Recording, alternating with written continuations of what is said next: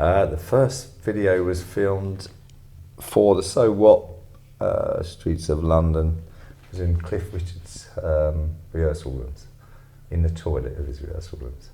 We had the rehearsal rooms for, I don't know, weekend. I think we were shooting and rehearsing for obviously going out on the road. We had all the lights set up there, fucking freezing cold, I remember.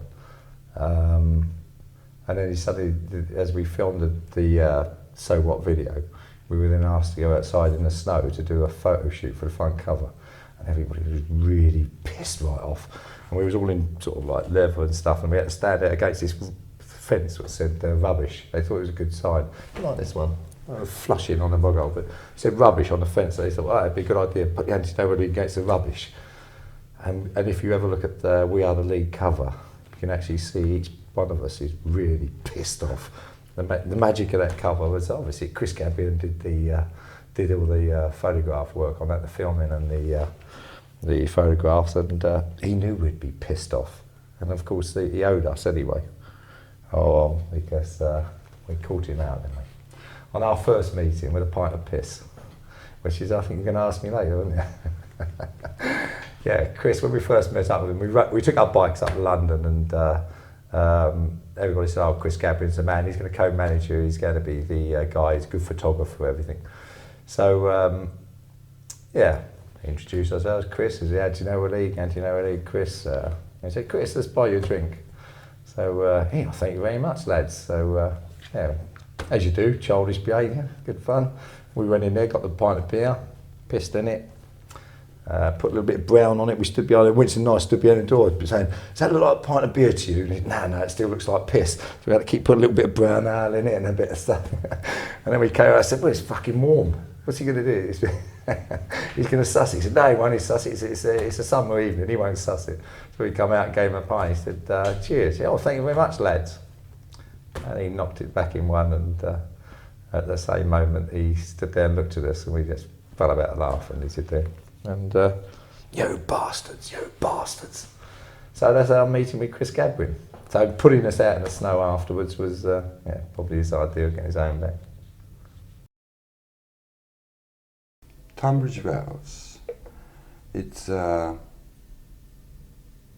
of carrot crunchers actually, but it's got a bit of a problem because it's near London, but it's not, it's in the country. So the people in Tunbridge Wells, they think they're Londoners, but they're not really. So it's quite posh, and but it's got a nasty side to it. Oh, take me away. Tunbridge Wells, when we were growing up, well, like everyone at that age, you know, you say growing up between your, let's say about 10 to 15 was the years when you wanted to get out and do things as a kid. And there's never anything to do. And I was brought up in a council estate just in Tunbridge Wells. Never anything to do. Council wouldn't do anything, so obviously join the ranks of all the millions. There's fuck all to do in this town. But the only difference with Tunbridge Wells is because obviously it's very conservative, got a lot of money Tunbridge Wells has, but of course they like to think that they don't have a young population down there, but they're all over 60. So if you don't do fuck all for the kids, then obviously they go away. It's not a problem. So this is what we were up against, you know, growing up. And just like every other kid, you know, just you had dreams of what you wanted to do. Dreams of you know, moving on, going out of town, doing something different. But I honestly think that if it wasn't Tunbridge Wells we were brought up in, we wouldn't have Anti-Nowhere because of the material we had. We had so much to draw from. Everyone was complete bastards. Everyone still is complete bastards. They, you know, I still live in Tunbridge Wells. Fuck knows why. I have no idea, but I do. Many times, you know, I've lived in Canada in the past, I've lived in the States. Obviously now it's a bit more difficult to shift about, but I'm like a fucking homing pigeon. I keep going back. And it's one of my mysteries, but I think I'd go back every time I want to write a new album. there's still stacks of material there. People are, you know, you've got to visit Tunbridge where people are complete bastards. They're miserable bastards. They'll shove you out of the way. They're complete bastards, rude bastards. And of course they got loads of money. So prime material for albums. I think I was at school, 14 years old. I knew that I liked motorbikes. My brother-in-law was into bikes. So I knew I loved bikes. So I used to hound him all the time, so give us a ride on the back of your bike. He had it was a 650 Triumph and clip-on space job. And he always used to say, oh fuck me, not you again. You want to go out with my sister. So every time he turned up at my house, I'd say, just go on the back of your bike, you know. So you have to take me off first before you go out with my sister. And then at school, I think I read Hell's Angels 69, I think it was, and that was it. I was going to ride a Harley across California, and that was it. That's from a little council estate in Tunbridge Wells. I was going to ride this Harley across California. I was going to meet up with the Oakland Angels. And everyone said, yeah, sure you will, sure you will. You know, in a few years' time, you'll have a job, be married like the fucking rest of us. But no, I did. Kept me dream. And I dreamt of owning a Harley, and I did. I finally got my 1200 shovel, and I rode around California. I met up with the Oakland Angels, fine body of men. Met up with many bike gangs in the past. But there again, I think, you know, a lot of my mates are bikers, a lot of my mates are punks. I don't really analyse what I am. I think I just sing with the Anti-Nowhere League, so I think motorcycles go hand in hand with me. I have to have a bike. It's in my blood. My first hero, I don't know about rock star, I don't know. I think the first guy I really sat up and looked at and realised I liked frontmen and not, because obviously when I started up and started getting bikes when I was in my teens, it would shake your head about to, I don't know, even to things like Tubular Bells. I mean, it was a motorbike thing to do, go to parties, hold a can of, you used to get these can of beers called 7 can or something, super can. So you had one of those and then you'd dance like that all night, holding onto your can and whatever it was put on. But the first star, I think I realised that I like watching frontmen was got to be Alex Harvey. I fell in love with Alex Harvey, not in a gay way. I just thought he was magnificent. I thought, shit, I want to be like that. So yeah, I think Alex Harvey was the first guy I took seriously without shaking my head about. You know I don't come from England, don't you? 1976 I arrived. It was probably about the second week I saw Stranglers on telly. And I thought, God, that's a bit, yeah, but never thought I would do that, you know, play that kind of music, but obviously in my blood. Well, I think changed my world has got to be something, it's either got to be a toss-up between, you know, the Swindle or the Stranglers one. I think it changed me. I think up until then I thought I just kept collection of Bad Out of Hell and, you know, all the good stuff, you know, and even stuff like Lou Reed, Transformer and stuff like that, because it's sort of like, I mean, this is before punk was really happening for me. I rode with the Motorbike boys for a long time. When the Stranglers first hit the scene, I knew that I heard the calling. I did hear the calling, and although in our clubhouse we had a jukebox and we had things like Something Better Change and Hanging Around, that Stranglers on there, I felt something really. So that I think when the Pistols finally hit the scene with their album, that was it. I was in total turmoil. I was a motorcycle riding punk rocker, and I was hooked, totally hooked, and there was no going back then.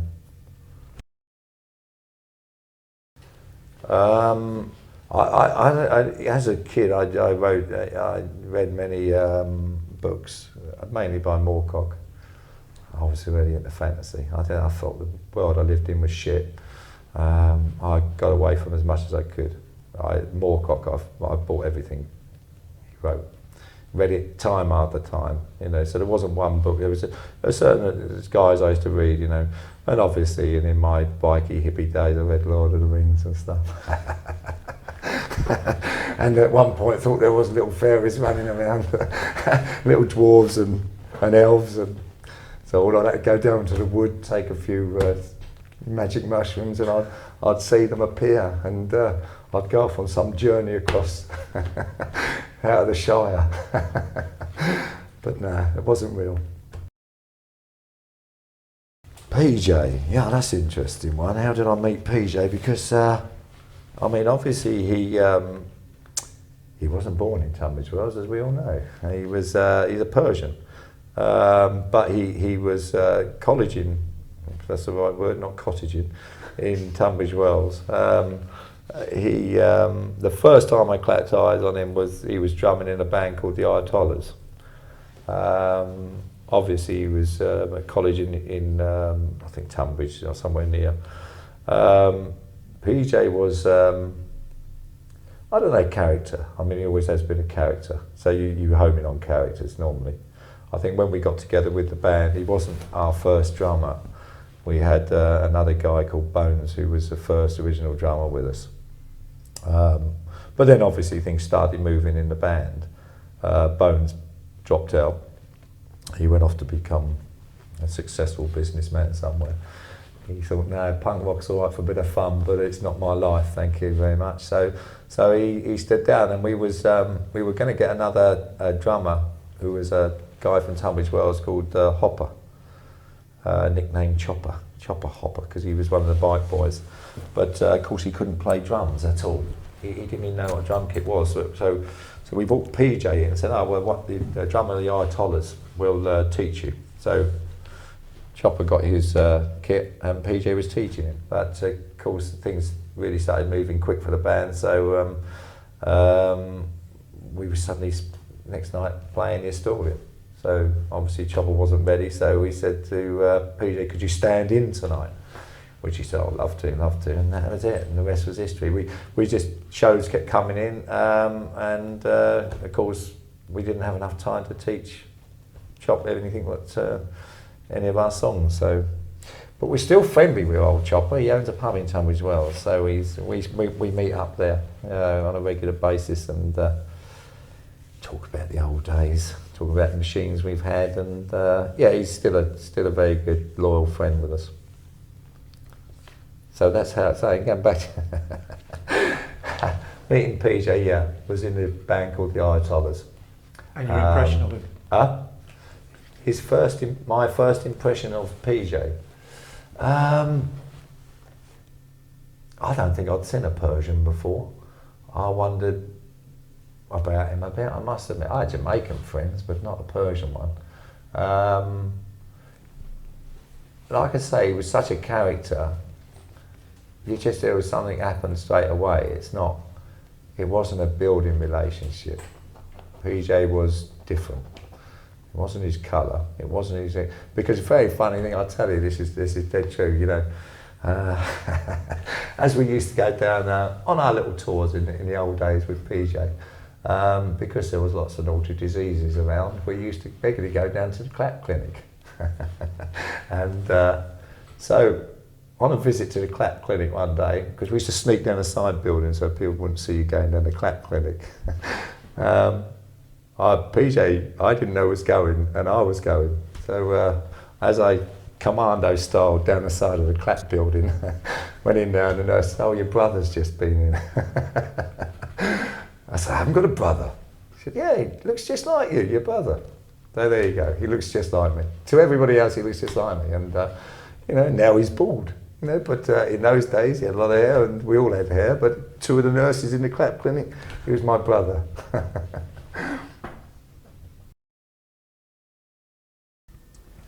I met Animal in the local pub.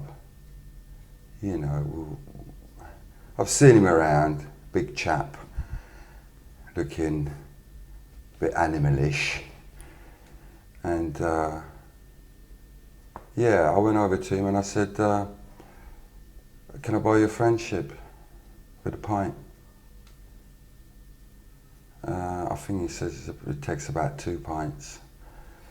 So, had to be bitter he was, 2 pints of bitter.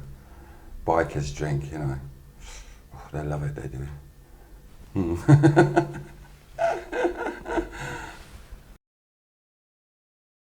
That was my idea to cover the streets of London because I don't know, it was just, we were starting to write songs. We obviously had a lot of material, like I said to you earlier, with all the Tunbridge Wells people. It was pure hatred to them, really. You know, I hate people and break the law and all that. It was all based around Tunbridge Wells. It was just frustration of kids from there. We knew that we had not a fucking hope in hell of getting a record anywhere because, you know, we were not a flavour of the month. We never were really. I mean, we were just going out to be the anti-band. We only planned to last a year, and that was it. Create as much problems, kick up as much dust, piss everybody off as much as possible. 1 year we had to do it. We was all going to go off biking and all that. We just said, yeah, let's do this. I think the cover of Streets of London was my idea because it was. We were writing these songs, you know, so what's and I hate people. And I just wanted to get something sort of like nice. And so, you know, and I heard it on the radio and I thought, everybody loves Streets of London. Ralph Mattel sitting there with his guitar, bleating away about the hardships of life, you know, and you're all singing along, swaying. You know, I thought, that's perfect. That's not what the Streets of London's about, you know, flicking pennies into the old boy's hat and everything's all right. You know, Streets of London was a shithole. Absolute shithole. It was when we were up there all the time, you know. So to get this Streets of London sort of myth of, you know, of good old Cockney stuff, but turn it to fucking what a shithole it is, was just, to me, really exciting thing to do. And yeah, I think it didn't break any barriers down. It didn't you know, climb mountains with it. It didn't do it, but it did what I wanted it to do, which was just show you another version of London, which makes you fucking sick. So it did the job, so it was my idea. Okay, Elvis Costello's. We went there and we didn't know it was Elvis Costello to start with, but then when we were sort of trying to sort of sound check, they played this track. It was called Good Year for the Roses, and it hadn't been released yet. And we sort of heard it and we didn't know it was Elvis Costello because it didn't sound like Elvis Costello. And they told us, you know, that is Elvis Costello and this is his studio. And we just recorded a couple of songs, Streets of London, So What. No idea what was going to happen with it. No idea. Yes, I don't know a lot about his sort of contracts and still don't know. Yeah.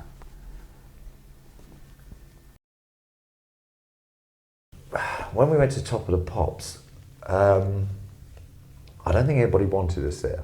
We didn't really want to be there, but obviously we were selling so many records, we were a bit of an embarrassment. So that we heard through our record company, oh yeah, we'll have the Anti-Nowhere League on, but providing they behave themselves and they don't bring an axe. Well, you know, rest is history, isn't it? I tell you not to bring an axe. Well, yeah, bought the axe. I mean, that was it. It was. We knew that Top of the Pops was not our scene. It never was going to be. But just to have a bit of fun while we was up there was. So walked straight into the BBC buildings, carrying an axe, got all the security guards on us. You know, going to start a fight with Haircut 100, if I remember. They locked us in a room, wouldn't let us out. Said we got no time for filming, and then we locked ourselves in the room and said we're not going anywhere till you pay us. Which they then said, fuck all, you haven't done fuck all, we're not paying you. So we said, we're staying here then. Locked ourselves in.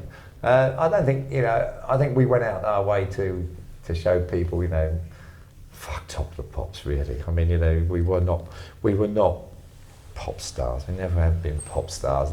You know, the thing is, people who know the band from years know that we got no chance of ever being pop stars. And, you know, so to ask her to do Top of the Pops was a load of bollocks.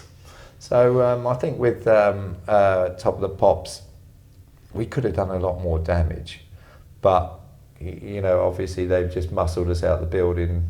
You know, their security was really good. We were just sort of leery and just being yobbish, really. I think the only thing I do as we went on, you know, from Top of the Pops, from infamous behaviours of not allowed on there or anywhere, we then got banned from everywhere from the BBC. We got banned from everywhere which was going to play anything of ours or do anything with us. The only salvation we had was a couple of little sort of like independent shows. The Top of the Pops malarkey. Yeah, we went there, had a dressing room next to Haircut 100. That's great. They're very little people, you know. And yeah, all ready to go, you know. And they said, no, we can't do this because it's been banned from BBC because of obscenity or something. B-side, so what? Hang on a minute. Oh. Yeah, and yeah, we couldn't do it. So we went to the lobby waiting for whoever took us there that day to meet us. And Kenny Everett and Billy Connolly, they were getting to a lift, you know. And they've seen us, and the night before, our video was played on the Tubes, which was the music program at the time. And I noticed Billy Connolly sort of was looking at us and said to Kenny Everett, oh, fuck it, you know what I mean, come over. And he came over to us and he said, yeah, I saw your video last night. Fucking brilliant, you know, however he says it. But yeah, that's a very good memory for me, you know, because I like Billy Connolly. He's a funny man, and he liked us, so yeah. Thanks, Billy. When the Tube started, Channel 4, so our record company said, look, this is our big chance to get our mugs on the telly and show people that you know, you are a band and not just a bunch of yobbos. So I said, well, I'll go up. And they said, well, can you go along to the opening party of the Tube? So I said, yeah, I'll go up. I will behave myself. I won't drink. I won't take anything. I'll be as clean as I can be. So they said, that's great if you can, because this program's just for bands like the Anti-Nowhere League. You can go on there. So I turned up there with a 13-year-old girl who was done up in stilettos. With all her tits hanging out. And got promptly banned. Well, I didn't do anything. I went in there, they let us in because I had to pass in. Everybody sort of like looking, thinking, fucking bastard. And no, I didn't speak to anybody, nobody at all. Of course, you know, I had 2 drinks and thought, well, I don't want to stay around here all evening, just standing here with a glass in my hand.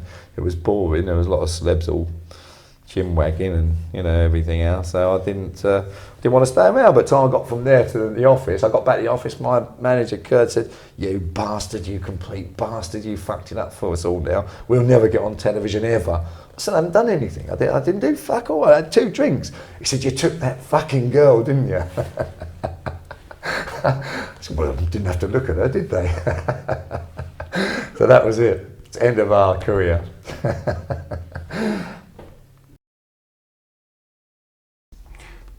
Memories of UK Subs tour in America. Blair. Great people. Get on with them really well. Love Charlie. I mean, he's fantastic. Shared room with him all through the 5 weeks, 6 weeks tour. Great company. Alvin, fantastic guy, you know. They're all really, really nice guy. Mal, the drummer, poor fella. You know, after that tour he came back and he was on, you know, where they do the TT racing. Isle of Wight is the Isle of Man, I don't know. He had a bad accident, paralysed from neck down. You know, it's awful. But Great tour. I mean, it was a good tour because us and Subs were like good friends, played similar, you know. It was a good package because sometimes it can go quite wrong if you don't get on, you know, but yeah, that was a successful one, I'd say. I think with the American tours, my memories of the American tours with the Subs, very, very small. It was permanently drinking. It was, we were well out of control in those days. I think that was just before we sort of like knew that we were, I don't know, on the road to either killing ourselves or killing somebody. I mean, it was that point where we were very, I don't know, on burnout mode. We were on self-destruct. We were doing everything to excess. It was a point where Winston was trying to kill himself, and I hanging on to him from a New York window, saying, you know, fuck's sake, Winston. He said, I can't take it anymore. He's holding his head. I can't do this anymore. He's going to hurl himself down off about 50 flights down through Billy Idol's car, if I remember right. It was parked down below. I got one foot on the side of the window, holding him.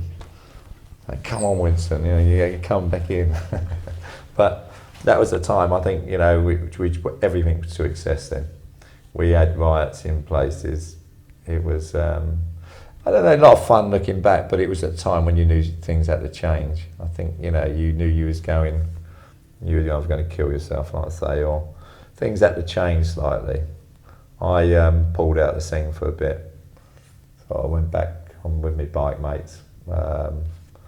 Tried to recoup, you know, rethink the whole situation. I didn't want to kill myself on some drink stupor somewhere. So I knew I had to do something to straighten my act up.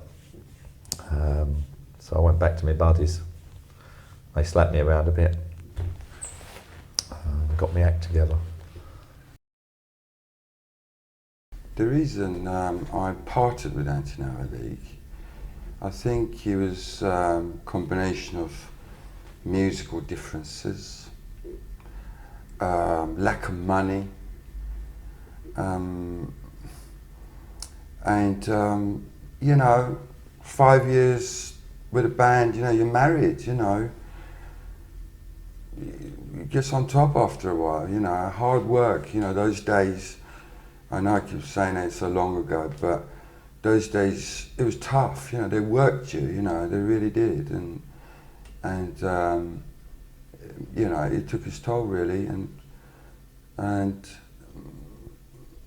the reason of coming back was I'd seen Nick in a park some 20 years later, and that was the first time I've actually spoken to him, you know, and nice sunny day, you know, and I've been up all night as well, you know, sort of thing. And yeah, we had a chat about sort of writing an album together, because I was sort of running a small studio, you know, and it was just a chat, and I don't know, about a year later he came and asked me, and after he'd done his American tour with his previous band, to, you know, do I want to do it? You know, I was sort of shocked, you know, but I sort of said yes straight away. That's just because that's the kind of fellow I am, you know. But then when I thought about it, I thought, you know, he said the first gig was going to be at Morecambe, punk festival, you know. I said, well, I'd like to do one just before, you know, to just have a look at it and maybe video it or something, you know, see if you don't look too bad. And it looked good, and I thought, yeah, that's worth it, you know. So here we are, in the toilet, having a chat. Because we all live in the town, we keep bumping into each other. I mean, it's not, you know, we all got our acts sorted out. You know, the band has been going on and off for years, but we're slowly and surely, you know, forming our little nucleus again. You know, I think PJ understands as much as I do now that if you want to play the music, you know, you've got to have a few rules. I think we look after each other more now, whereas in the old days it was just like all free for all. It was just grab, take. You know, if I see PJ doing something, I say, like, you know, the show's got to go on, mate, and vice versa. So we look after each other more now, I think. Now we're older and wiser.